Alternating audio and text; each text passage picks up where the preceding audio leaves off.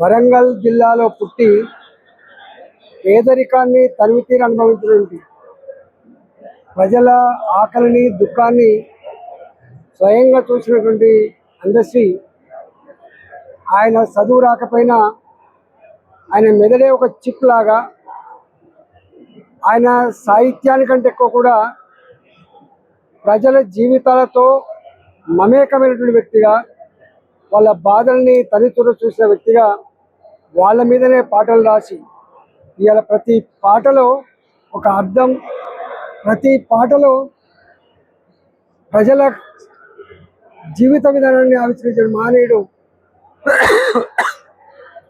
అందశ్రీ గారు. అందశ్రీ గారితో మాకు ఒక 25 సంవత్సరాల దగ్గరి పరిచయం.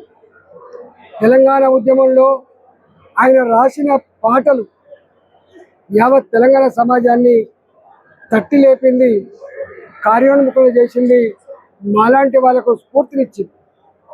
తెలంగాణ మొత్తం ఉద్యమంలో మాటల కంటే కూడా పాటలకే పట్టం కట్టి పాటలకే ఇవాళ ప్రజలు ఆకర్షితులై తెలంగాణ ఉద్యమంలో కోట్లాది మంది పాల్గొనడానికి కార్యదీక్షుడు ఇలా అందశ్రీ గారు.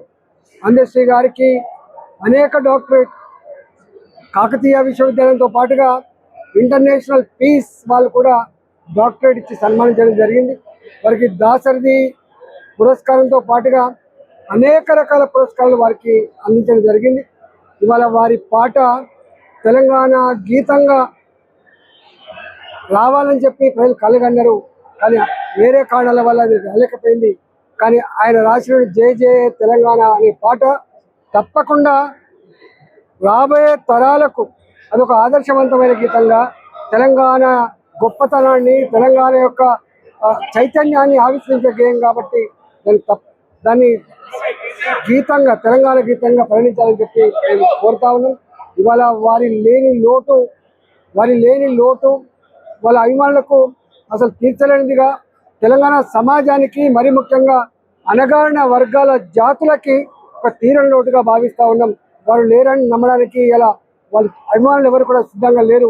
ఇలా వారి కుటుంబానికి ప్రగాఢమైన సానుభూతిని తెలియజేస్తూ వారి ఆత్మకు శాంతి కలగాలని చెప్పి కోరుకుంటూ వారికి ఘనంగా నివాళులర్పిస్తా ఉన్నాం. కోట్ల మంది పీడిత ప్రజల హృదయాల్లో చోటు సంపాదించుకున్న బిడ్డ కాబట్టి, అణచివేతకు వ్యతిరేకంగా, దోపిడీకి వ్యతిరేకంగా ప్రజల పక్షాన జీవితాంతం నిలిచిన బిడ్డ కాబట్టి,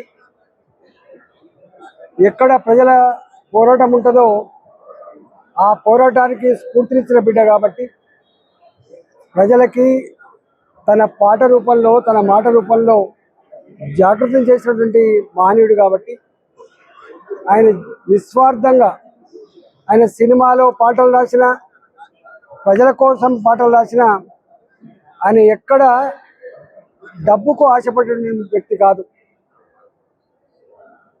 ఇవాళ ప్రతి సెల్ ఫోన్లో వారి ఫోటో ఒకటి వారి పాట ఒకటి మారిపోతుంది.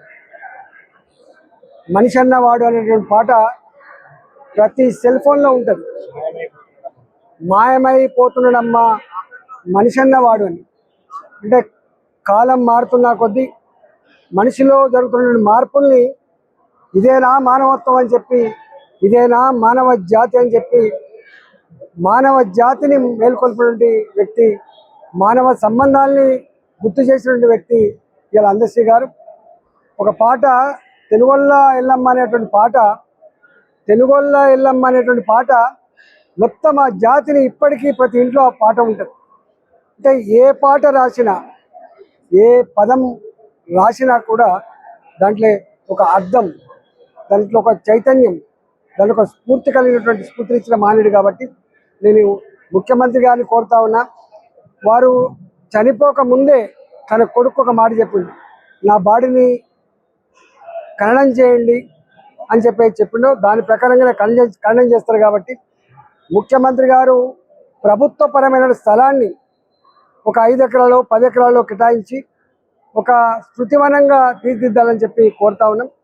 ఇలాంటి వాళ్ళు రేపటి జాతికి రేపటి మన తరాలకు ఆదర్శవంతం. కాబట్టి వారి స్మృతివనం ఖచ్చితంగా వారి రేపటి పాటలు మాటలు వారి స్ఫూర్తి మనకు గొప్ప ఆదర్శంగా ఉండే ఆస్కారం ఉంటుంది. కాబట్టి ముఖ్యమంత్రి గారు ఈ విషయంలో ఆలోచన చేసి తప్పకుండా ఈ పని చేస్తారని చెప్పి ఆశిస్తా ఉన్నాం.